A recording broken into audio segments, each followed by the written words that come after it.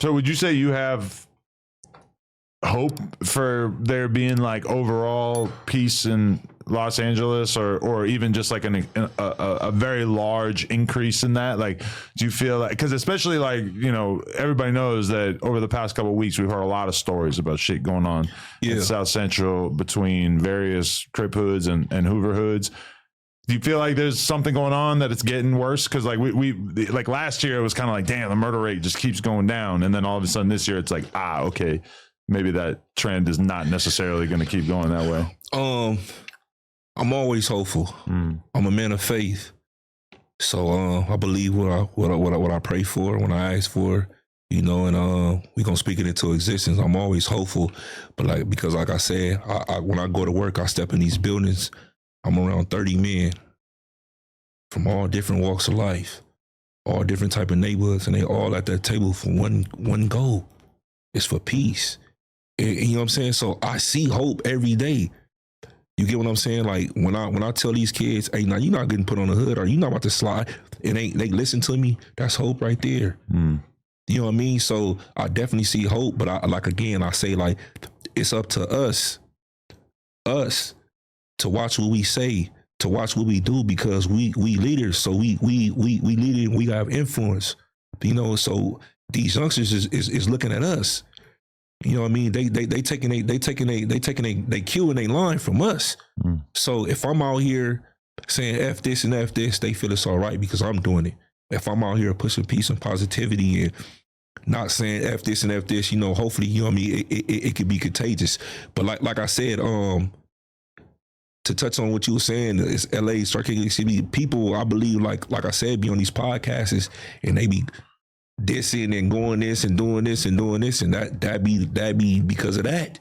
A lot of that be because of that social media, you know what I'm saying, and this internet stuff, you know what I mean? So I don't know what's going on over there with the Hoovers. Maybe you could ask, what's his name, Gumby? You know, you could tell him, you know, what's going on over there. But, you know, I just kind of feel like it furthers more to a degree, hyphen what you said about social media. So right now, right? Can I ask you a question before you start? Not to cut you off, cause like I said, so you telling me, so if so you don't think right now, if Gumby came on here with me right now, and his homie say, if he come on like, man, I'll push peace, you know what? Because he's supposed to be influential. I don't know how influential he is over there. I don't know somebody like that. So let's say whoever, but they most reputable homies are one of them dudes over there. Come over there and sit down right now. It's like, man, you know what? The Hoovers got a lot of hatred. The Hoovers is like the Wild Wild West. Like, I don't think Gumby can come on here. Not even him, but anybody that's a public figure. It don't matter what their statue or their stripe level is over there to come on. Like, man, you know what? I'm cool on this neighborhood beef. When we all brothers, da da da da da da da da da. You don't think that'll have an impact? A lot of young wild dudes in the Hoovers, like they hold from what they from the 4 trade to the 1 where they all had to agree to that. Like, and doing the time right. This is like us in the 6-0s was just speaking on peace. Like, you feel me? Doing the meeting. It was in the 20 Blood. Skip Townsend allowed Skip Townsend. I ain't gonna say allowed. Skip Townsend had it to where it can be had at a church over there in their neighborhood. You know, I work for him. Yeah, you feel me? And so that's where we was directed to. You feel me? Over there to the church. So when I got there, it wasn't just the 8 trays in the 60s. It was damn near a gang of hoods in LA. But during that time, when that was going on and people were speaking on it, like shit, the main hoods that was like F peace was shit. The Hoovers, the Hundreds, and the 9-0s. And I was just like, shit, we wasn't even like speaking on that, like what y'all, like, you know, the 6-0s and the homies, they older homies. But what was the 6-0s and the 8 tray gangsters talking about? The ones that specifically came for that. From my understanding, it was more people that was with it than against it, correct? Yeah, for sure. Okay. So, all right, so let me stop you right there, if I may, bro. Mm-hmm. So that all came from a conversation, though, correct? For sure. That all came from a couple of individuals like, you know what, we tired of this, or a couple of individuals like, you know what, let me say something. That all came from people stepping up to the plate, bro, and just to have it. Even if you tell me no, I'm not with it, right, but at least had a conversation. So, and that be my whole point, because you can't tell me it's not no dudes from Hoover over there that don't want peace. I sit at the table with them. No, I didn't say that. No, I'm not saying you were. But what I'm saying in general, I just feel like this, just like even with this, like the 8 trades, we got a big area, but we more for compact hood. Like the Hoovers, like 40s, y'all got like more numbers than us. So I kind of feel like with hoods like that, like the Hoovers, they kind of like spread out to where they got like more numbers, to where like they more defiant, bro. To where our shit is more compressed, to where like certain like heads are pressed down. Like, bro, this what it is. Like, and if you going against that, like this what it's gonna be. To where like the younger homies, like they respect certain shit. Like, all right, like we know this just ain't no anybody's saying nothing, like they got that. And I think like to where on their side, like that younger homie's more defiant. Like, man, yeah, you feel me? But like, no, I know some dudes over there that want peace, but I'm just, shit.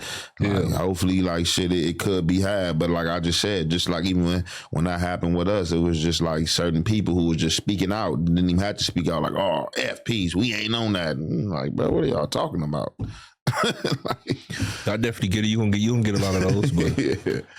I feel like if I save 3 or 4 lives, bro, that's I did my job. It's always gonna be incremental. Nobody in their right mind thinks that somebody's gonna say, "Yo, we got a peace treaty," and then nobody's ever gonna get killed again. You know, it's always gonna be a slow degradation of the desire to kill each other. You know, I work with adults. Like I said, I had conversations with adults and kids. But to be honest with you, I use my influence over the kids. My whole thing is start with the creative future, bro. A lot of these dudes, they don't want to. They far gone. I can't stop them. I can't say them. But if y'all want to come on and get on this train, that's cool too. That's why I say if you change a life, you save a life. That's my passion, is working with kids, bro. I go after these kids. Like, this ain't what you want to do. Like, and it be controversial what I be saying or whatever the case is, because I tell my son, I tell my nephews, go be the police. I don't go what nobody talking about. If you want change, all y'all, I tell every person in my community, oh, we tired of them hopping out. They harassing us. They using excessive force. They violating our rights. Oh, well, it's none of y'all. The police department. There's no why there's no bonds in the relationship with the police officers like it used to be back in the days, because there's nobody from our community. They way out of here. They way out. Yeah, so they don't know the area.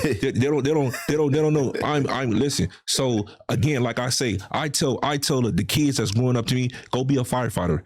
Go be the police. Go get in Congress. Go get in politics. This why there's no black people. This why we have this. That's real power. That's real. That's how you get real change. And I don't be caring what nobody think, bro. Like, you know what I'm saying. That's why we teach our like I say all the time. You said that. Yeah. If I make this, let me finish before I lose my change of thought. I look at it like this. I always use the chess analogy. My people is on the board. Any good chess player know if you take off 5 pieces, 6 pieces, you got to be a halfway decent chess player. You could beat them. It's no way in heck you gonna win if you give a person 5 pieces off your board. And that's what my people do. We don't want to be law enforcement. We don't want to be no people of importance. We don't want to get in politics. We don't want to vote. All this, and the third. So how you gonna win a game of chess, which I call a game of life, if you putting yourself at a disadvantage?